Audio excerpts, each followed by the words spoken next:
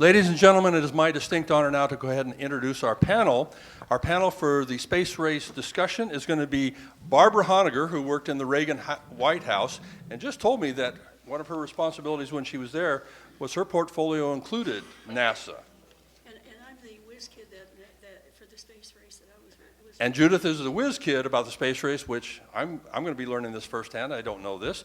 So I am looking forward to hearing their presentation. If you would please give them a round of applause.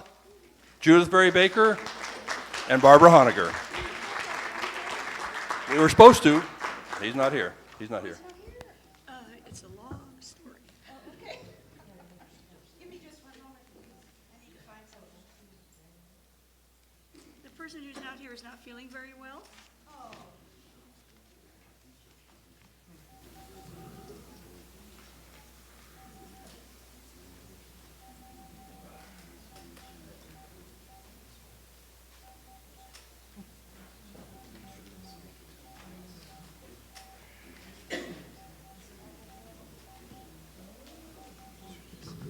Yes, forgive me.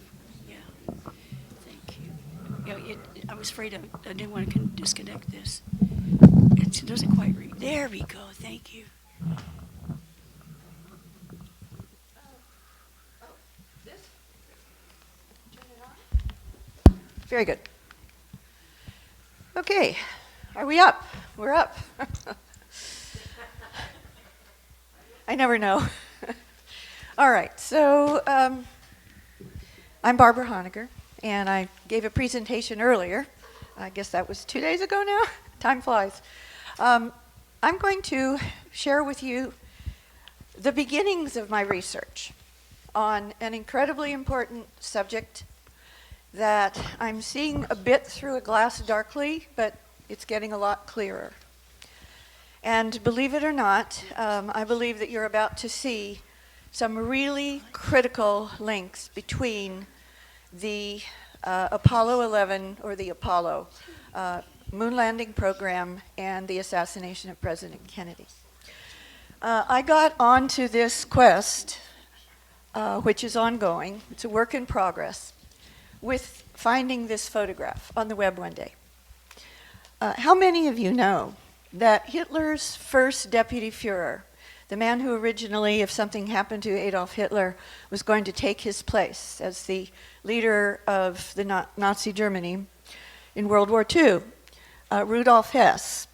We're going to see a little bit about his life here, but when he was captured by the Allies and put in Spandau prison, he focused all of his attention on the space program, and in particular the moon. And this is a photograph of Rudolf Hess. Towards the end of his life, he died there at the age of 92, and that's Rudolf Hess in his prison cell, solitary confinement in Spandau prison, with the photographs of the moon behind him on the wall. And that's, when I saw that, I thought, what? And it started me on the quest of what you're now going to see. So we're just going to go a little bit of a deep dive into the Apollo lunar program. That's the cover of a newspaper, front page. We choose to go to the moon. That's President Kennedy's famous speech. And I want to remind you of the Apollo 11 patch for the, it was June 20th, 1969, finally landing on the moon. And I'm not going to go into the claims that we didn't actually land on the moon. I'm going to assume that we did for this presentation. That would be another presentation. But the official story is that we landed on the moon, which I do believe, having held the NASA portfolio in the Reagan White House, and have met and interviewed a number of the astronauts who actually claim to have walked on the moon, and after 2 hours of videotaped interviews with them at the Naval Postgraduate School, where I was the senior military affairs journalist for almost 2 decades, yes, I do believe certainly that we did land on the moon. But this is the Apollo 11 patch, and notice that it is the image of the Eagle landing. Now the Eagle was the lunar lander for the Apollo 11, the most historic mission. These are the Apollo 11 astronauts, Neil Armstrong and the others, whom you recognize taking a picture there at NASA with a mock-up of the moon. The goal of the Apollo lunar program was to land on the moon, and as you may remember, at 4:18 p.m. on, not June, but July 20th, 1969, Neil Armstrong's voice crackled from the speakers over NASA's mission control in Houston, Texas. Right here in Texas, the Eagle has landed at that very moment. And with those words, the goal of President John Fitzgerald Kennedy's famous 1961 speech of putting a man on the moon and bringing him back safely, I underline that, as you'll see at the end of my presentation, by the end of that decade, was made into reality. This is a grainy photograph, a still capture from the moment of the landing, of the stepping down onto the lunar surface. One small step for a man, one giant leap for mankind, that famous imprint in the lunar soil. And of course, this was the ultimate culmination of the Nazi rocket program. This is a photograph of Wernher von Braun, who was Hitler's top rocket engineer in World War II. He was brought to the United States in Project Paperclip, and he is the father of the U.S. space program. This is a photograph of von Braun. There are many, many on the internet with Nazi officers during World War II. This is President Kennedy, probably at what's now Kennedy Space Center in Florida with von Braun. It's probably one of the Saturn rockets. This is a photograph, interestingly, given what happened in Dealey Plaza in 1963, of President Kennedy with Wernher von Braun in a similar motorcade. So now we're back to this photograph of Rudolf Hess, who was Hitler's original deputy Führer in Landau prison. And we're going to get a little bit of background about Hess, which will lead us into the links that I believe are very strong to the JFK assassination. This is a photograph just to prove to you that Hess was deputy Führer. This is early in after Hitler rose to power. That's, of course, Hitler on your left and Hess on the right. Hess was a very, very important person to Adolf Hitler. They effectively wrote Mein Kampf together in Landsberg prison after they were arrested after the beer hall putsch. That is Hitler on the left in the prison, and Rudolf Hess second from the right. It looks like that slide's cut off. I apologize for that. But this is a photograph of Hess. He was an ace pilot, one of Hitler's ace pilots. And this is taken just before his very mysterious to this day, highly classified to this day, secret mission to Britain, which the official story that you read in the history books will tell you was for the secret purpose in Hess's mind, which he claimed Hitler didn't know anything about, and Hess claimed Hitler knew, but Hitler claimed Hess was crazy and that he didn't know, that he allegedly undertook to try to cut a secret alliance with Britain. This was in 1941. I want to remind you of the two top symbols of Nazi Germany were the Nazi eagle. Remember, the eagle has landed, and the swastika. The secret documents that Hess brought with him in his briefcase, of course, was taken. He crash-landed in Scotland. He was an ace pilot, but there was bad weather. He crash-landed. Those documents were sealed, and they were supposed to be released only 2 years ago. When the seal was broken in 1991 to 92, towards the end, the briefcase was empty. That's the official claim.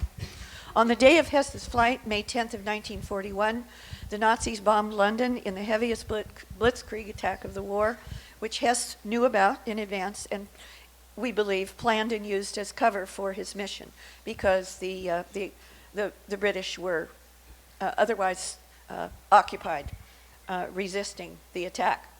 Almost 1,500 were killed, 12,000 remained homeless, and the Houses of Parliament were bombed, and the Commons debating chamber, the symbol of British democracy, was destroyed. This is a very important book. There are many books on Adolf Hess. There are many books on Rudolf Hess, This one is one of the most important. It's by Lieutenant Colonel Eugene Byrd, spelled B-I-R-D, who is the U.S. side commandant of Spandau Prison, where Hess was imprisoned for decades and decades until he died at the age of 92. He was the commandant from 64 to 72. He wrote a book. He violated all of Allied policy. Allied policy, once Hess was released by Britain and put in Spandau Prison after the war, Hess was found guilty at the Nuremberg trials, and he was put in Spandau Prison. And the Allied policy was that he had to be in solitary confinement, and that any of the prison guards, the commandant, no one was to communicate with him. But Lieutenant Colonel Eugene Byrd violated that policy, became friends with Hess, and spent hundreds of hours interviewing him and wrote this book. And it was, so in Colonel Byrd's book, this is a quote. Colonel Eugene Byrd, I'm adding Colonel Eugene Byrd, they were walking in the Spandau prison garden one day, and the moon was still hanging in the sky. It was at night. Hess pointed up and said, "Colonel Byrd, is it really true that the Americans have landed a man on the moon?" This is, of course, after July 20th, 1969. Hess, after that, was given the moon charts that you saw and details of the moon landing, which hung on the walls, and that was almost certainly by Byrd himself. Byrd also facilitated Hess's secret communications and, by policy, illegal communications with top officials in the U.S. space program, and we can infer that that was with Wernher von Braun himself. And that was for years and years. Again, the photograph of Hess in Spandau Prison. Byrd's book was based, as I mentioned, on hundreds of hours. All right. So when the Allies found out that Byrd had violated that policy and had been talking to Hess, that he had a manuscript and was proposing to publish it as a book, he was arrested, interrogated, put under house arrest, and forced to resign his position as commandant of the prison. So what did Hess know that was so dangerous to Winston Churchill and the Allies and the official story of World War II? And I would add the official story of the Kennedy assassination. At the Nuremberg Military Tribunal, Hess's defense counsel asked that a psychiatrist from neutral Switzerland should examine Hess to determine his mental fitness to stand trial, which was a prerequisite for doing so. The request was denied by the judge. Psychiatrists from all four of the Allied victors then examined Hess, 8 total doctors. 7 of the 8 agreed he was perfectly fit to stand trial, that he was sane, knew what he was doing. The 8th was the personal doctor of Winston Churchill, Lord Moran, who didn't want Hess to stand trial at all because they were afraid of what he would say, of what he knew and what he would say, especially about his secret mission to Britain. They failed. The judge did not rule for that, but instead he was put in Spandau prison for the rest of his life. Eventually, for decades at the end of his life, the only prisoner in this huge prison that was designed to hold up to 600 prisoners. Do you think this is a coincidence, knowing what you now know? On July 20th of 2001, just a few years ago, which was the Apollo 11 moon landing, the Eagle has landed anniversary, Hess's remains were exhumed. They were cremated and strewn at sea along with the remains of his wife and parents. I don't think that date is coincidental. So as I mentioned, Hess's mission, according to the official story, which I believe is true, was to attempt to negotiate a secret alliance with Britain so that Hitler could focus on the Soviet Union, invading the Soviet Union. During the war, JFK's father and then U.S. Ambassador to Britain, Joseph Kennedy, was involved, according to documents, books, in secret contacts with, quote, Hitler's emissaries, who were attempting to do exactly what Hess's mission was for, to negotiate an attempted secret peace and alliance between Germany and Britain. So my question is, focus of future research, was one of these emissaries, in fact, why not, Rudolf Hess, who had landed in Scotland, his plane had crashed, he was taken prisoner, put in a prison in Britain, presumably in London, and I believe that he met with JFK's father. Senator Robert Taft condemned the Nuremberg trials as victor's justice, in which the winners were both the prosecutors and the judges. And in then Senator, future President John F. Kennedy's Profiles in Courage, applauded Taft's stand in that regard. Many people don't know this, but when JFK's diaries were published, that's the next slide. Anyone who wants my PowerPoint slides there, it's all over the internet, but when Kennedy's diaries were made available, I believe they were auctioned off, this quote came out of his diary, which is quite shocking to me. Adolf Hitler is one of the greatest men. The old trust him, the young idolize him. It is the worship of a national hero who had served his country.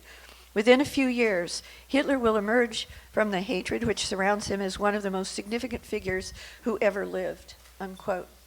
So there's a special relationship, at least at that time in his life, between JFK and the Nazis, and in particular, the space program. So now we're getting to the nub of it. Links to the assassination, in my opinion, so far. We know that JFK had secret communications with Khrushchev. There are claims that he actually had given Khrushchev classified information. This was in one of the previous presentations here at this conference. JFK wanted to make the Apollo moon landing program into a joint U.S.-Soviet mission. All of these infuriated the Joint Chiefs of Staff, which was headed then by General Lyman Lemnitzer, and I talked about him in my presentation yesterday. Hess, Antarctica, and the secret U.S. Nazi space program. At the Hydrographic Institute in Hamburg, Germany, are thousands of aerial photographs, secretly taken at the time, of Nazi bases in Antarctica, constructed under Hitler's Richter, I'm probably mispronouncing that, Richter expedition, which was under the oversight and protection of the Hitler's Air Force head, Admiral Goering. Rudolf Hess was that project's liaison, Goering's liaison to that very project in Antarctica. Hitler's secret Antarctica projects, whatever they were, either went dark or were stopped or ended in 1938. Now, this last claim, I'm not certain is true. I'm going to do my best to check it out, but it has been claimed. The day before the JFK assassination, the Pentagon's CIA liaison, Air Force Colonel Fletcher Prouty, the author of The Secret Team, he's very well known to all of us, who was the real Mr. X in Oliver Stone's movie JFK, according to some claims, was sent to Antarctica. Now, what I read before reading this was that he was in either New Zealand or Australia, I think New Zealand, where he read the headline that had already been printed and published before the actual shooting with headlines about the shooting. But it may be that's in the same neck of the woods. He may have gone on to Antarctica, or first gone to Antarctica and then gone to Australia or New Zealand. Admiral Byrd's Antarctica mission was, of course, a follow-up by the United States. It included secret photographs of overflights, presumably of what the Nazis had been doing up to 1938. Byrd's private diary was forbidden to be published by U.S. authorities, but its contents were leaked by his son, who himself came to a very bad and very strange end. Before I make a surprise announcement here, I'd just like you to know that I've gone public with this big time on this radio show that now reaches about 140 countries. It's called The Other Side of Midnight. It was this show, and if you get my PowerPoint slides or email me, you'll be able to get this link, and the entire interview, the audio file is online, along with all of the photographs, many of them in the slide presentation at the bottom under that link. So the last slide before my surprise announcement is when I was the senior military affairs journalist at the Naval Postgraduate School, which was for 16 years, my position was the senior military affairs journalist, and that's also known as NPS. The DoD's official designation for the Naval Postgraduate School, where I was a senior journalist for almost 2 decades, is, to this day, DOD's premier science, technology, and national security affairs graduate research university. It was in that position as senior military affairs journalist that one day a man came into our public affairs office and yelled out with military bearing and a booming voice, "I need a writer." And the public affairs officer, as I was the writer, escorted him into my office. He closed the door. He said, "For 30 years, my lips have been zipped. I can finally tell my story." And the bottom line is his name was Navy Captain Sam Houston, related to the famous Sam Houston here in Texas. I don't believe he's still alive. I think he recently died. He was quite elderly when he came into my office. And this was, I believe, just calculate 30 years, 69, so what, that would have been 99, wouldn't it? Anyway, he came into my office at the actual 30-year deadline where he could finally talk. And he said, "I am the man who saved Neil Armstrong and the Apollo 11 astronauts from certain death upon splashdown by changing the location at effectively the 11th minute or the 11th hour where it was going to splash down." Captain Houston was the Navy's weatherman. He had just been made the Navy's top weatherman at Pearl Harbor, and he decided that it was a few days before the lunar return from the moon of Apollo 11, and he thought, "I better just check," because the splashdown location within a mile or two off, plus or minus, was predetermined, and he knew what it was. So he went to that GPS location and he looked to see what the weather was, and there was what's called a Screaming Eagle formation, which is a vertical hurricane up to 250 miles an hour forming right over the splashdown site. And it's an amazing story that you simply have to read. Even though I wrote it, it gives me chills every time I read it. And the bottom line is they would have died for sure. That Screaming Eagle vertical hurricane would have torn apart their parachutes, and they would have crash landed in the ocean and all died. It would have been a horrible ending to the mission if not for Navy Captain Sam Houston. He was given the Navy Medal of Honor by Admiral Limnitzer, but that was also, that certificate which he showed me was given to him secret. He couldn't even show that for 30 years. And I was probably the first person, except maybe his wife, who saw it after 30 years. So you really need to read this to understand the rest of the story of the Apollo mission. Now, I have a very quick surprise announcement. And I'm going to turn over the microphone to a very important person. Are you ready? I'm going to turn the microphone over to this very important person. I'm going to let her tell you. I'm not going to introduce her because I'm going to let her let you know what she wants you to know about her.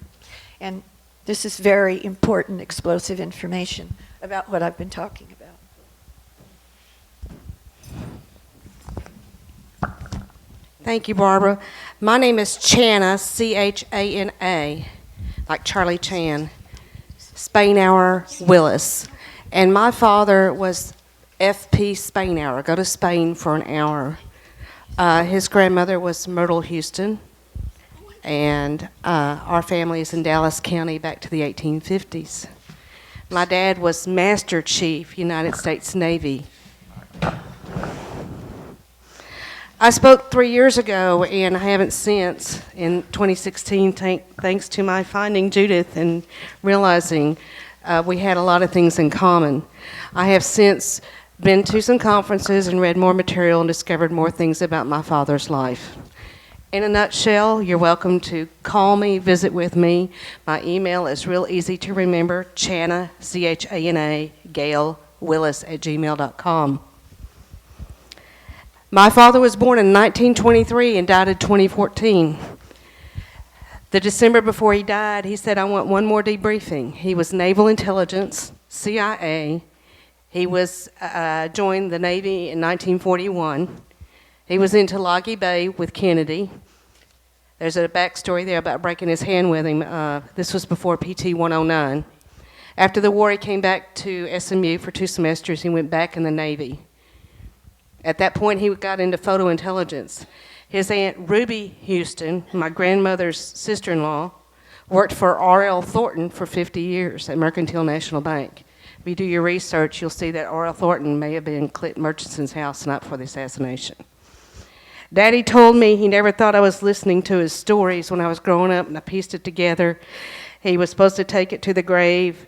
I thought I was alone till I met people like Judyth and E. Howard Hunt and Gary Powers Jr., Beverly Oliver, and it's like getting into a wreck in an intersection. And all these wonderful researchers, Robert Groden, and I can't even tell you the people that I've met. You're standing on an intersection, you see a wreck, and you have a viewpoint, and you have the logistics, the statistics, and ballistics. I didn't understand.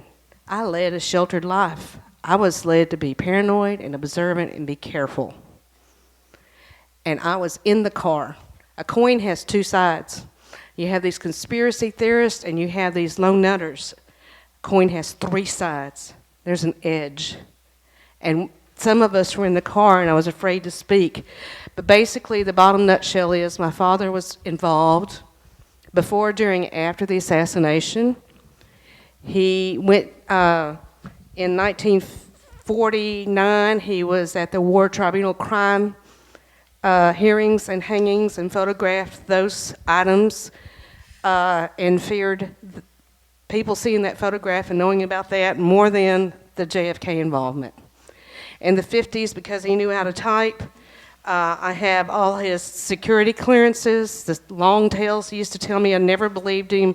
They were going to make a trip to the Antarctic, and he was on the same floor in Washington with Admiral Byrd. Privately, he called him Dickie Byrd. Admiral Byrd's cousin was Harold T. Byrd that owned the school book depository. They did not get along, and Harold wouldn't fund any money for this expedition. So Admiral Byrd went to the National Science Foundation, Life magazine, National Geographic, Fritz Goro took Dad's picture, and Walt Disney. I thought Dad was one of these guys like a beautiful mind where he believed he did things and really didn't. It's exact opposite. He did things and did not want to talk about them. Little girl, if you know, you're not going to live very long if you tell.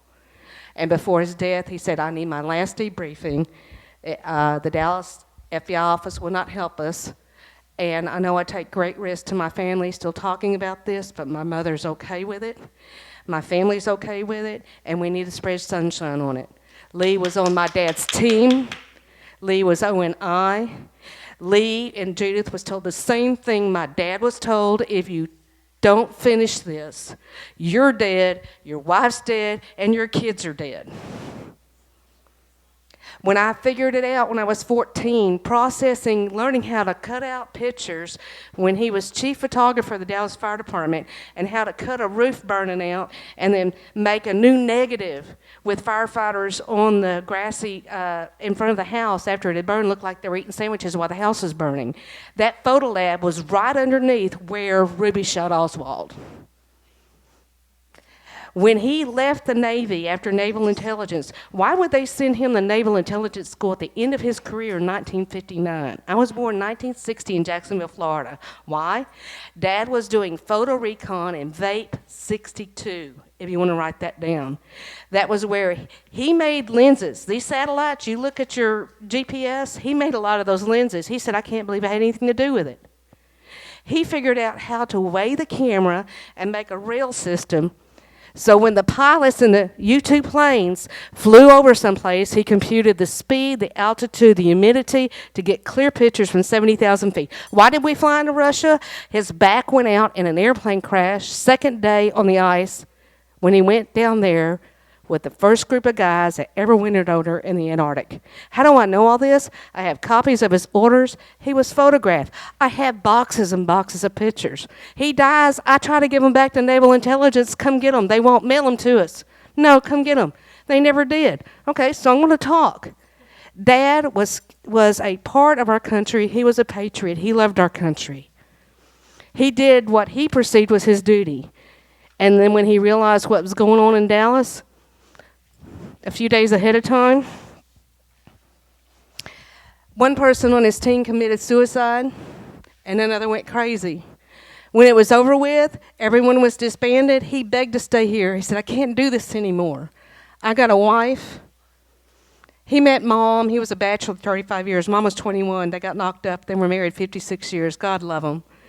And a beautiful lady. And he said, my family's from Dallas. My parents are here. No one will know or care. And they forgot about him when he was 88 and got stomach cancer. And he said, I want my last debriefing so I can die in peace.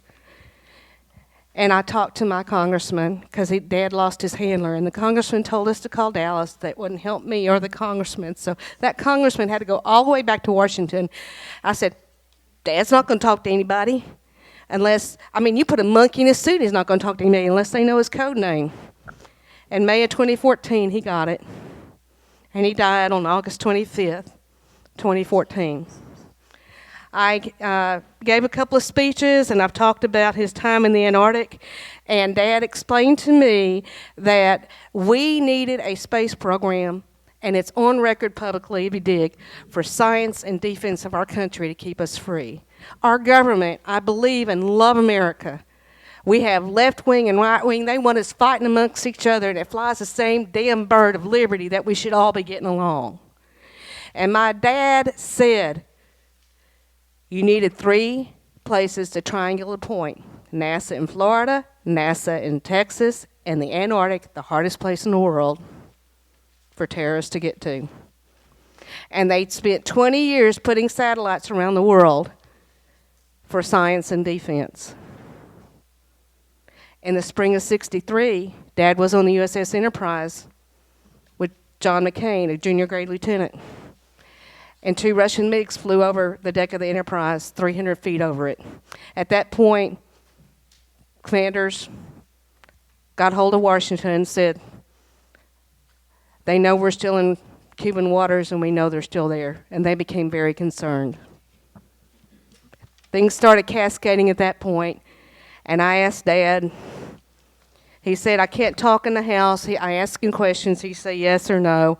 And I said, can you just tell me who was behind it, the ultimate kingpin person who was behind it? And he said, LBJ. I asked him if Lee was there that day, and he said, yes, he was on my team. I said, did he handle the gun? He said, no. He did not ever fire a gun that day. He handled one, but never not. And the agreement was whoever got caught would go down and be the patsy. And then you go back and look at pictures of Lee Oswald's face and his confidence and his defiance. And even after he got shot, he wouldn't say, because he cared about his wife and kids. And me. And Judyth.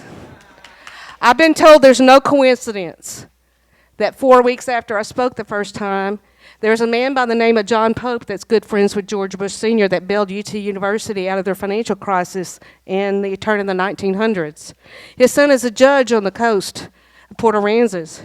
His son was a famous home builder who hit a kid that was 26 years old and left him in a field for 13 hours till that body was found. That man spent that time washing that kid off his windshield. The kid had 2 kids and 1 on the way. That was my stepson, and that was 4 weeks after I spoke the first time. I have skin in this game, and I love America. I don't know what will happen to me or my family when I come public, but I know the truth. I believe my dad. I believe Judyth. I've got too much documentation, and whoever's listening, know it's not in my home. It's in 12 different places. If something happens to me, it all goes public, and I love you guys, and God bless America.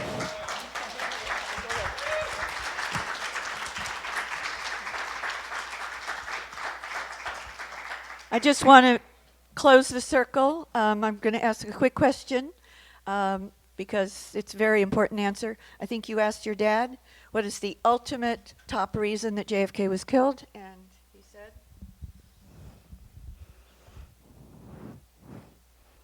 What's that mean, Daddy? Them satellites. And what's in those satellites to keep us free? And the fear of how the fight in Washington over who was making the policy on how that was to be used, the president versus the military and the agencies. Thank you. Yeah, the chairman of the Joint Chiefs of Staff, Lemnitzer, and the Joint Chiefs of Staff and the whole national security apparatus didn't trust Kennedy, according to her father, with that information any longer. And just to close one more loop, and I'll hand it over to Judyth, is you heard that the is it the owner of the school book depository, Byrd? The owner? His cousin, Admiral Byrd's cousin. Yeah, it was Admiral Byrd's cousin, the Admiral Byrd, who followed up the mission in Antarctica, the secret mission in Antarctica that Rudolf Hess was Goering's personal liaison to. Then Admiral Byrd was the U.S. follow-up of that, overflights, and to my understanding, she told me last night that her father did those photographs, processed those photographs from the Admiral Byrd's first mission, the overflights of what the Nazis had been doing earlier. And also, let me just remind you that there was a Colonel Byrd, who was the commandant of Spandau Prison, who interviewed, I believe he's related, I'm looking into it, I believe that all these Byrds are related to one another, the man who spent hundreds of hours interviewing Hess against Allied policy in Spandau Prison and was arrested and interrogated and removed from his position because of it. Thank you very much.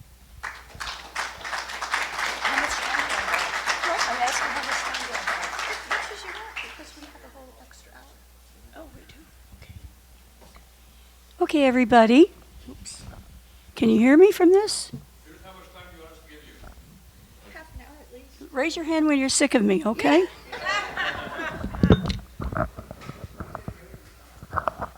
I think can you hear me from this? All right.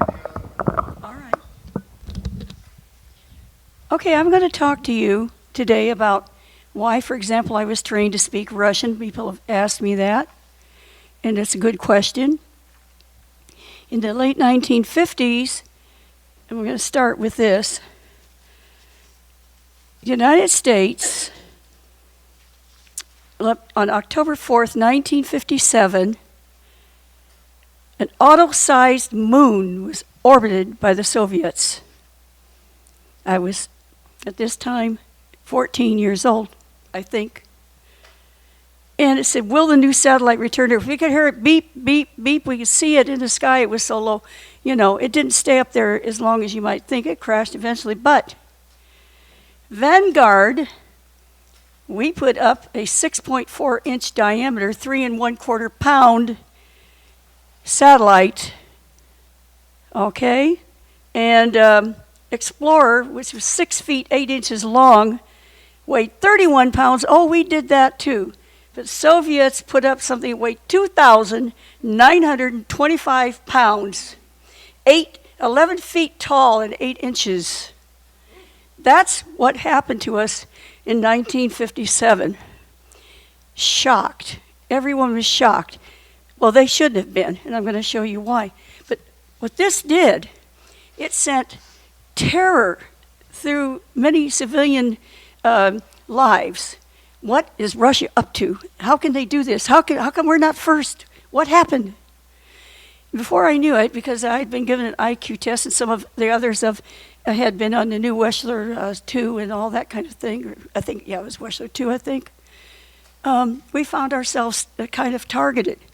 We were the whiz kids. We were the ones that had 150, 160 IQ or higher. And we were given a lot of attention. We were given opportunities to go to international science fairs and meet others like us. And especially CIA was interested. OSS, CIA, okay, became the CIA. A lot of people don't know that Dr. Alton Oxner's, one of his best friends was Wild Bill Donovan of the OSS, who brought in the CIA. These people are all so close together. And when they're going to work on an internationally important project, I mean, Oxner knew so much, and people don't understand that unless you go look at the connections. All these years, Oxner was not mentioned as involved in the Kennedy assassination, except a couple little articles that Jim Garrison had tried to indict him. And we have in Surgeon of the South, we have Oxner stating he was afraid. Surgeon of the South is actually the official biography of Alton Oxner, where he says he was afraid that Garrison was going to arrest him. along with the people at a coffee company. How about that? But there were forces against Garrison. It included Carlos Marcello. And if you're going to live in the same town with Marcello, you better get along with him. There are things that Garrison could not do, places Garrison could not go. But we're talking about the space race. I've been asked many times, how come you knew any Russian, you could speak Russian? Because these frantic people gave us opportunities to learn Russian. We took courses. You know, you might read to, what, we're going to meet a Russian spy? In my case, I was a speed reader, 2,500 words a minute, and they wanted me to speed read in Russian. They wanted me to look at the cancer articles that had been published in Russian. So I was able to read Russian a heck of a lot better than I could speak it. And Lee, when I first met him, he said, well, you sort of know Russian, because my accent was terrible. It still is. And I've forgotten, because of 3 concussions I've received in so-called accidents, I no longer can speak all the languages I could, which were French and Italian and Russian and so on. But one of the things that really struck me was how much attention we got. I can't tell you how many IQ tests they gave us, because we were scattered around. You've got Robert Strom and others. I mention him because we were at the International Science Fair together across from each other, and the military officers there had actually, I had written a poem, oh, precious dear fair lady, to thee do we give our love, for you are the flag of the United States streaming on high above. So that was it was a poem, and we had, McKinley Cantor had written was writing the biography. Can anyone in the audience here know some of the military enemies of John F. Kennedy? Come on, name one. General? What? All right. There you go. It's LeMay, Curtis LeMay. His biography was being written by McKinley Cantor, and you will see in my newspaper, high school newspaper articles, McKinley Cantor came to our high school. He and I became friends because they kind of showed me off to him. He said, she writes poetry, and look at this nice poem, and, you know, and she wants to be a writer. And so I walked around, and McKinley Cantor, he wrote Andersonville. He wrote the biography of Curtis LeMay. Why is this important? He sent my poem to Curtis LeMay. And when I was at International Science Fair, and these military officers came by, oh yeah, they said, we remember your poem. Nice patriotic girl. Unfortunately, the more patriotic you are and you're in that situation, it gave me a little bit of attention that I wish I had never had. And it was the beginning of my being able to get all kinds of equipment and everything else from that point. Because you had all these retired military officers. Look it up in Sarasota, Florida. There they are. And where's my house? We're about 15 blocks from Sarasota's city line, you know. I'm going to Manatee High School. Okay, so here I am, and I'm now it said, you know, you are the hope of the future, all of you kids. You're whiz kids. They called us whiz kids. And Robert, for example, Robert Strom ended up with IBM, one of the great brains behind IBM and all that they have accomplished. I'm going to go now and tell you the condition. I've got these various, when I give you information, I back it up. I've got the documents. I was saving these from the time that they were interested in me. So I started cutting them out, you know. Now I'm saying they, I don't know who they were. I kept getting, I was being sent chemicals from Walter Reed, Army Medical Center, after we had a Canute Mickelson, who I was introduced to, came to our school and became a friend of mine. Who was he? He had been a spy against Hitler, and his own family disowned him, thinking that he was one of those, associated with Hitler. He was a specialist in radiation and genetic alterations. It was going to it's right in my high school newspaper. He was going on to a seminar on radiobiology, okay? And when you see in my book, me and Lee, you will see when I'm at Roswell Park Institute, they actually put me on there's my picture with 5 other people that were in the program. And there were more in the program, but we were the top ones, so they would put us together. And there you'll see it, they asked me what I'm studying, and it says radiobiology. Now, when we talk about Dr. Mary's monkey, and we talk about my book and what we were doing, it is loaded with information about radiobiology. I can trace for you right from Mickelson on the work that I was, given more. When I couldn't get the doctors locally who had been trained to get this, they were trained at Oak Ridge. I had 2 doctors working with me, trained at Oak Ridge, and it says in preclinical. Do you know what preclinical means? In preclinical. Before you have a disease? No, it means you're working with test tubes. You're growing stuff, okay? Preclinical biology. So I was learning from them. They had just taken these courses, and you can see on the record, it's in my book, that along with these doctors from Bradenton, Florida, you can see that Bradenton, little town right next to, at that time little, next to Sarasota, you can see Dr. Brown from the CIA also taking these courses. And I don't know how many more of you. By the way, since I put this up in my book and everything and loaded it, these have disappeared from the internet. No, of course. But it's too late because it got everywhere. So we're talking about, what I'm saying here, on where did that go? October 1957. 57. What do we have going on then? Oh, we've got to get ahead. We've got to go get ahead. Meanwhile, I'll give you a little anecdote. So I'm at the high school, and they say, we got to give you another test. And then that's when I scored highest in the state of Florida. I'm sorry, I apologize for anybody who doesn't believe it. All right, I don't care. But the point is, it gets awfully boring. What they did was wrong, so they tested me again. And then I cheated. I went to Manatee Medical Library, and there was a new psychiatrist there that they had.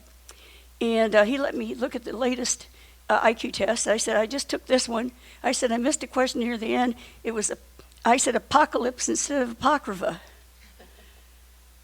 And he said, well, the answer was apocrypha. And a couple other answers that were at the end that gets you up to a genius IQ of 200, which I never had. Okay. Einstein. So the next time they threw that test at me again, like, is it going to change? Has it dwindled? Has it grown? I scored a 200, and wow, this is Einstein. And I said, look, I didn't say you creeps, but I felt like it. Please quit testing us. And these tests aren't that good. I get lost. I had to have a map for my own high school because I got lost all the time. You guys are testing intelligence, but guess what? I'm an absolutely lobotomized idiot when it comes to trying to figure out where I am. In this own hotel room. I've been here all these days. I had to go to the bathroom so bad, and I couldn't remember which direction was the bathroom in my own room. I have something missing in my head, and yet I'm supposed to be very smart, okay? But practically speaking, if I were back in the Stone Ages, I'd be dead. So much for high IQ, okay? So there are so many limitations. So I did that because I was trying to teach them. They stopped giving me the IQ tests after that because I said I cheated. You think I had an IQ of 200? I just looked the answers up. Do you think I'm, and who knows how many others had access to do something like that too, so they could get into college with a higher, because they were doing so much emphasis. But they were trying to figure out who was smart because the space race, they wanted to get the smart kids together. And you can't blame them. You really can't. If you think about Operation Paperclip, it brought everybody over. And by the way, as these scientists died, all of a sudden our abilities in science, now we're down to all kinds of things happening in Europe. Where are our new scientific developments and this, that, and the other? We're back to everybody else. And once you get the geniuses that were rescued out of Germany, they're dead now. I want to see fantastic things happening in our country, really fantastic like we had back then. I guess we have to get some more people that are persecuted to come over here and revitalize, because our education system will not produce these kind of people. And they're not. Absolutely not. Okay, so we have on February 1st, 1958, now I'm cutting these things out because I'm part of this. They're giving me all kinds of training, all these things are happening. And I wasn't the only one. At our school, we had what's called a science research seminar. We don't have that in school today. I had time every single day. I had an hour plus most of my lunchtime. We could eat a lunch when I could do research in my own high school. But my research got so dangerous. They installed black lights to kill germs. They got scared of what I was doing. And then they moved me into the stadium and got me out of the school altogether because what I was doing, when they saw these mice with these huge, their lungs were spreading out in their abdomen, all these tumors, and they smelled, their urine stank in a funny way and so on, they got terrified. On top of that, one student let them loose. And they were running all over the floor in the biology lab rooms with and the girls were screaming, and all that. And we were picking them up by the tail and pinning them back. And somebody saying, they got loose. And of course, my enemies posted many years later, how did she know which were which after they got loose? Guess what? We've got a newspaper article. I had dyed them pink, yellow, blue, and purple and white. So they were, even though they were all mixed up, we could soon put them all back to where they belong. Because I'm not going to, what if one of my high school friends pick up a mouse and put it in another one? They were all died. Okay, and they'd soon all be dead. So we died and dead. So I'm trying to say that I was very careful with what I'm doing, but people became frightened after they got loose.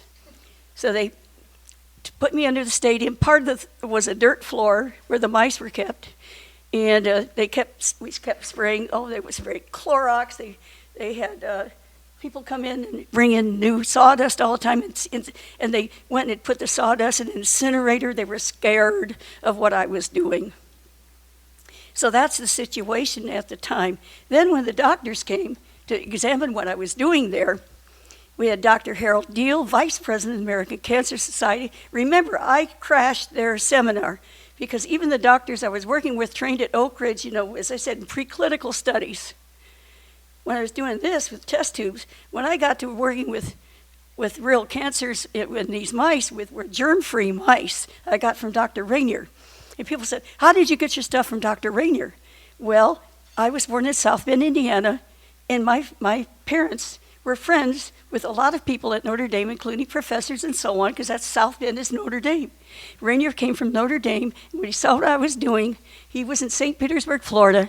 We have records that I stopped in St. Petersburg, Florida. We have records that I did an art exhibition for Research Incorporated that Rainier ran to give money to what was Rainier doing? Breeding germ-free mice. I had access to germ-free mice, and I'm 15. Okay? So I had a head start on some of this stuff. And I had access, when they saw what I was doing, they came to the high school. It was Dr. Robert Robinson, Nobel Prize winner in chemistry. Dr. Harold Urey, Nobel Prize winner in chemistry. Oh, why were they so interested?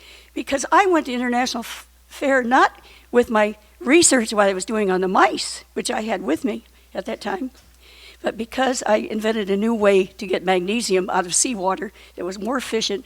And in fact, I won't name the company, but they said, we'll give you $150 instead of encyclopedia. Oh God, they gave me World Book Encyclopedia. Or we'll just take it and just adapt it a little, because we're not going to let you have the patent on this. We're here to steal, your stuff. They didn't mind if they said that to me because I was a minor and I didn't have adult rights and I could be lying. So they honestly just told me what they were going to do, this big company. So there I was, unable to protect what had happened. And I didn't want any money. I was just glad it would help our country because at that time we needed more magnesium faster for these satellites you're talking about. So when I talk about space race and getting this magnesium into these capsules and everything like that. So I've got a little bit of a investment in that to tell you about that now. So here's the situation. I'm a real girl too, so I had boyfriends, and, you know, I wanted to have a normal life, but it became almost impossible. So they come to the school with not only here these 2 Nobel Prize winners. By the way, in my school newspaper it says, Nobel Prize winners, you know, come to see my, you know, to visit with Judyth, you know, Judy. So, I mean, I've got all the records on that. Along with them was Dr. Harold Deal, the vice president of the American Cancer Society. His best friend, Dr. Alton Ochsner. Dr. Deal and Dr. Ochsner and Dr. Moore, George Moore, the 3 of them would crusade. They would go from place to place wherever they had lawsuits where people were dying from cancer, lung cancer, from smoking, and they were defending these smokers. They need compensation. You've got to, you know, they were crusading. They finally got their way to get warnings on cigarette packaging. But they were working together, these 3 doctors, and it was about, what did I give cancer to these mice? Lung cancer? They were talking about lung cancer. I gave lung cancer to these mice using cigarette products. Can you imagine how interested they were in me because of that? It's not illogical that all the special attention I got, because they verified that I gave lung cancer to these germ-free mice, pumping in this mixture. They had nothing else to breathe. In 7 days, they had lung cancer. In 14 days, it was killing them. Weanling mice, germ-free, and it had never been done before in the most expensive labs. And you know what they did? They said, don't you tell a word to anybody about this. And they shut it down. It was so dangerous because if you think you can give lung cancer just by changing genetic material, obviously we know now there was a virus, and they had to find out what that virus was that these mice carried that did that. I was sent, and it's all in the papers and everything. All of a sudden, all over, you know, they got attention. So I was in all the newspapers about 99 mice. Well, that started out with 99 mice, but guess what? We had a boy, and we had a lot more mice all the time. I had plenty of mice because they had babies. Lots of babies. I was breeding them on the side. But then I got rid of them all for the germ-free. So we had to sterilize everything. Why am I talking about all this? Are you bored? If you're bored, raise your hand, and I'll go on. It is a space race. We're talking about the interest that they had in people like me. And I say that there were others that they were interested in. As a girl, I had a little more freedom. I mean, there really was a prejudice against girls. For example, when I won the top physics and chemistry award at Florida, you know, it's a girl wins, you know. And they would not give me one of the great prizes was to spend a week on an aircraft carrier because I was female. So they wouldn't let me get on there. I wanted to do that so much. I wanted to see those Navy boys.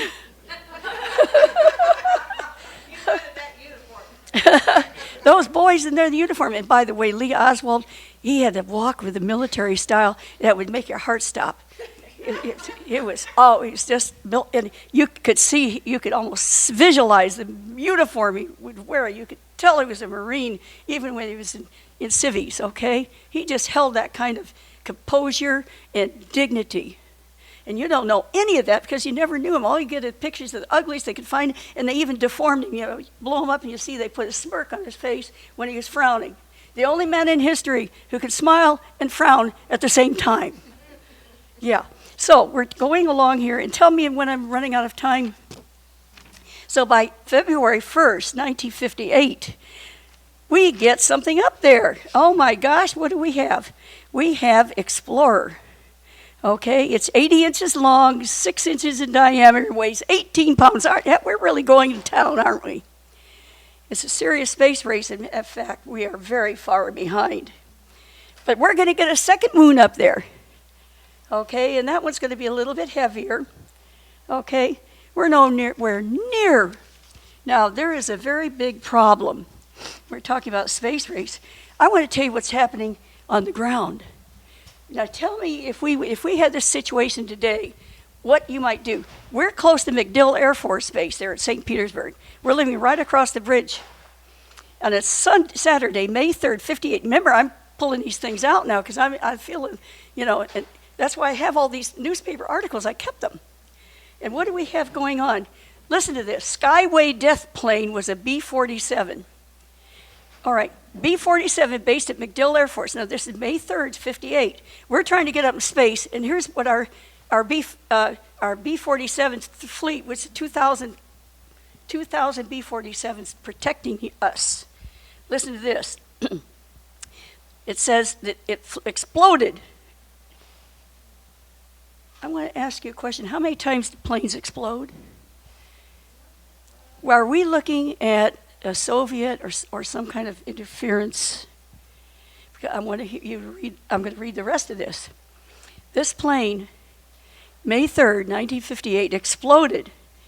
It was a regular training flight, flying low at 800 feet, and 4 men died. But wait. The investigation failed to show the cause of the crash. On the same day the MacDill crash occurred, another B-47 crashed while taking off from Pease Air Force Base, Portsmouth, New Hampshire, also killing 4. Earlier this year, on March, which is just not very far away, 4 were killed again at MacDill, crashing at Avon Park while at a test bombing run. And on December, just a few, 6 months earlier, another MacDill B-47 exploded in midair over the Gulf of Mexico on a bombing run. 3 were killed.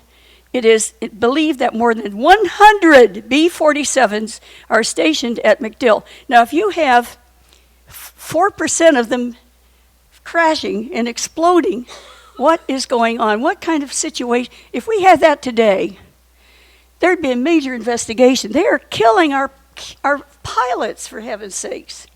The Air Force statement that they're going to have modified tests. They're going to make changes. It says the B-47 has been involved in 14 crashes since the beginning of this year. All right? 14 with 34 casualties. It's front page news, for Pete's sakes.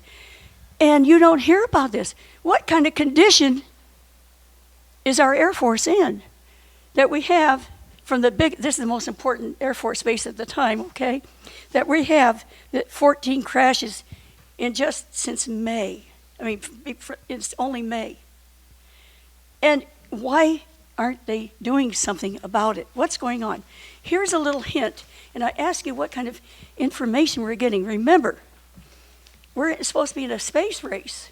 It is now May 61, and we're looking at here, Cape labor woes, delayed space shot, man says.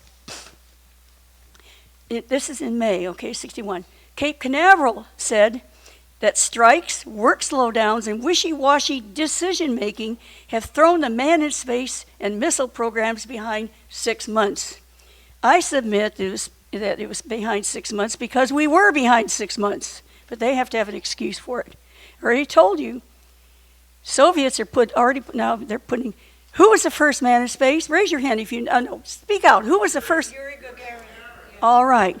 It wasn't anybody from our country, and it wouldn't be for a long time. That's so sad, but the truth.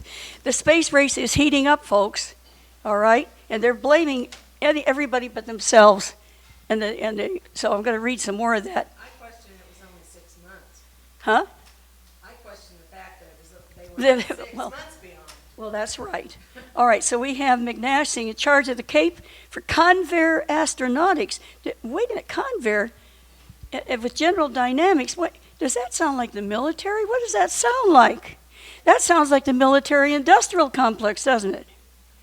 You know how much money could be funneled in and out, and you're having wars, you want wars and all that, and you've got this going on. He spoke at a hearing, interrupted by applause, when Chairman John McClellan, Democrat of Arkansas, announced the apparent success of the first U.S. manned space test shot.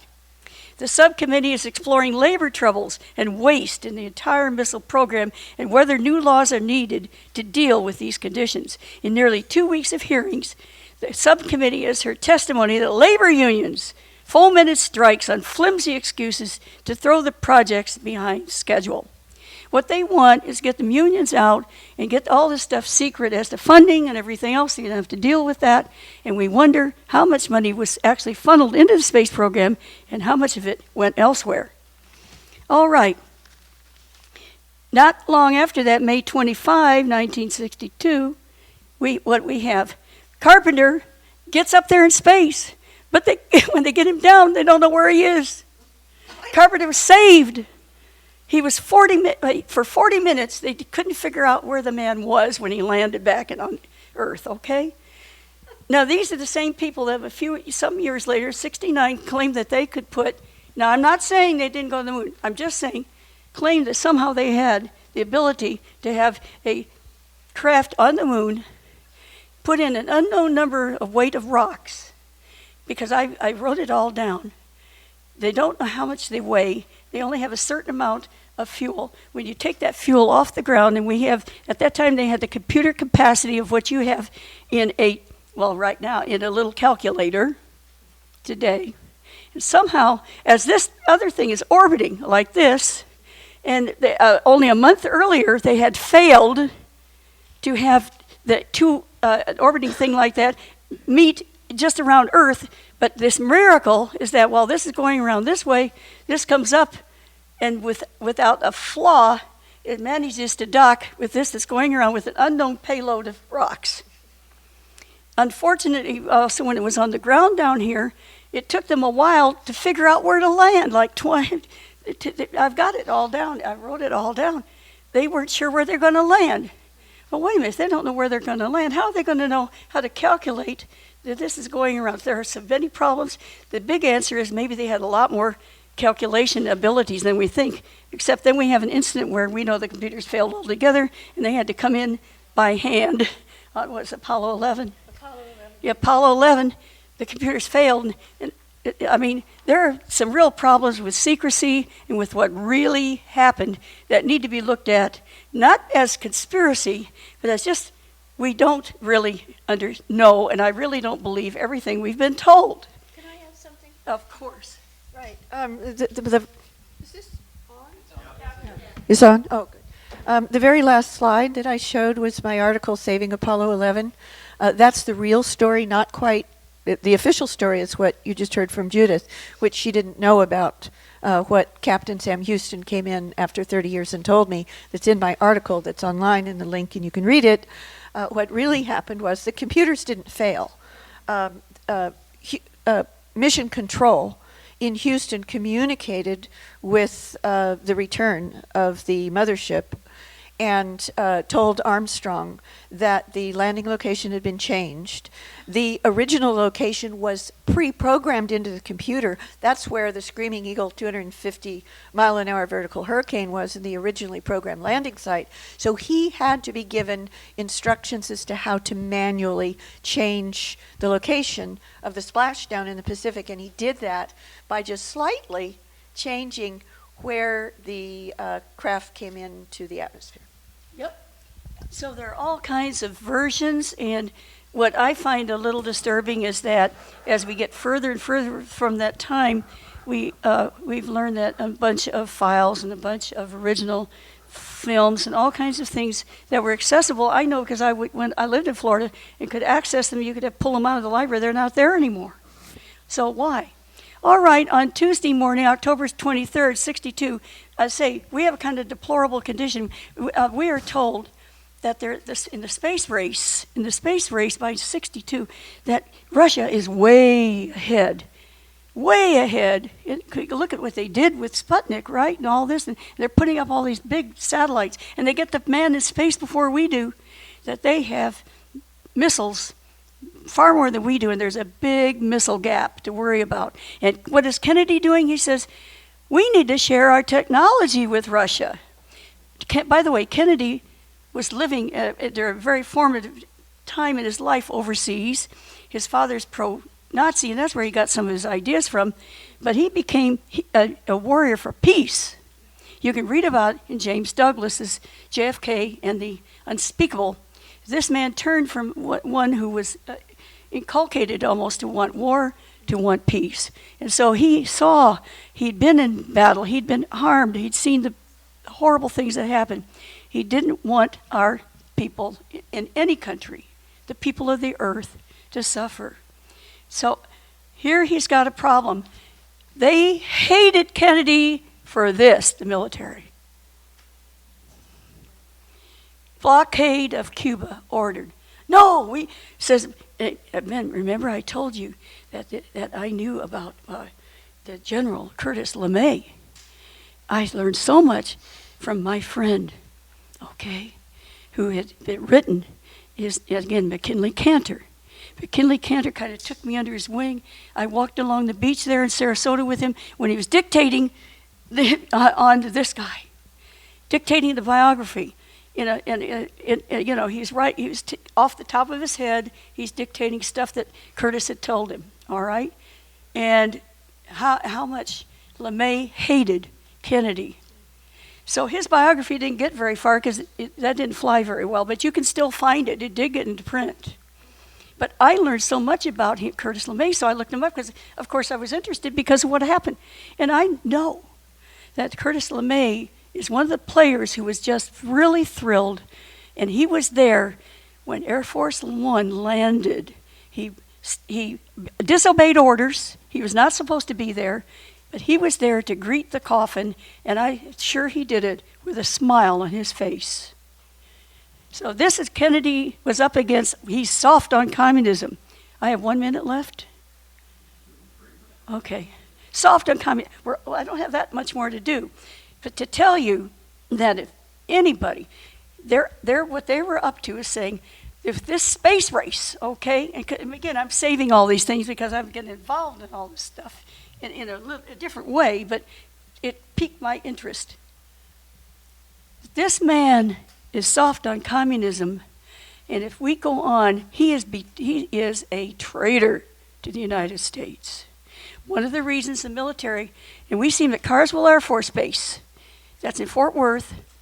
He gets off the plane, and they inspect the Air Force. They go and walk along there, and we have film showing them shaking hands with LBJ, and some of them are refusing to shake hands with the president. You can go and see it. It's kind of disturbing. I'm going to tell you what's more disturbing.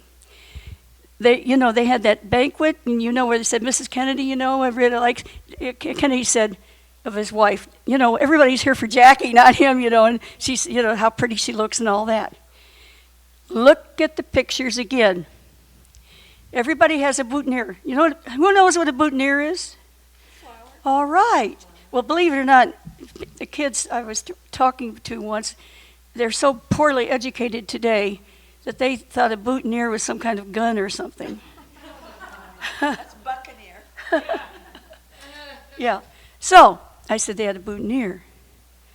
There are only two people in the room who didn't have boutonnieres: Jackie Kennedy and the president. When they get off the plane, right here in Dallas, Love Field, Johnson still has a boutonniere on. And others do too. Jackie gets red roses. The first person to get red roses, and we now know that Earl Cabell was CIA. That has come out in 2017. We now know that. He's the mayor of Dallas. His brother, Charles Cabell, deep in the space race, second in command of the CIA, and a general, military. CIA. Fired by Kennedy. Mrs. Cabell, that is Earl Cabell, nice little girl, she hands she hands yellow roses first. What a snub! To the vice president's wife, Lady Bird. Then she goes to President Kennedy's wife, Jackie, and hands her red roses and says, "I'm sorry, they were out of yellow roses. They all went to the Trade Mart." If you believe that, casket of worms, you have a stronger stomach than I do. What are we looking at? We have, in 1958, wait a minute, where am I here? Yeah, sorry. We end up with the Vietnam War and everything like that, and what we finally have is what it's called in the Los Angeles Times, Lucifer Rising. we want to get back to our roots, and we want to get back to reality, or you can listen to the fabricated stories, or you can ask for peace. We need to fight for peace. We need to get along and stop blaming the Russians or anybody else for our problems, and we need to learn to get along. Don't blame. Look, election rigging or whatever's going on, it happens everywhere. Don't blame a whole country or a whole race or anybody. What's our job is, like in this very room, what we had earlier, is to promote peace, unity, and knowledge. So you know what's going on. Space race, what do we have today? Come here. What do we have now? What just happened? August of 2019, announced as last year, we have the U.S. Space Force. It is a branch off the U.S. Air Force. The Air Force protects the area the planes can fly. The next level of defense and protection for our liberties is the Space Force, to be able to counteract direct energy weapons, laser weapons, and electronic magnetic pulses. Oh, you want to hand that to you? The problem. Oh, I'm Dr. Warwick. I'm from Gainesville, Florida. So they can hear you. I'm Dr. Warwick. I'm from Gainesville, Florida, where Judyth went to school and my wife went to school. The problem with this Space Force is we have to get the lift rockets from Russia. We've paid them $4 billion to get to the space station, and we're going to keep on paying them because it's going to be several years before we get the ability to send people up. It turned out during Kennedy's time that the huge missile gap between us and the Soviet Union was a lie. We so overwhelmed them, it was ridiculous. The space race itself, and when we talk about going to the moon, that's what Kennedy was trying to really, I see, unify us to work together to go to the moon. Well, no, we can't have that. We've got to get there first. And I'm telling you right now, we need to get there together. That's all I have to say. Bravo.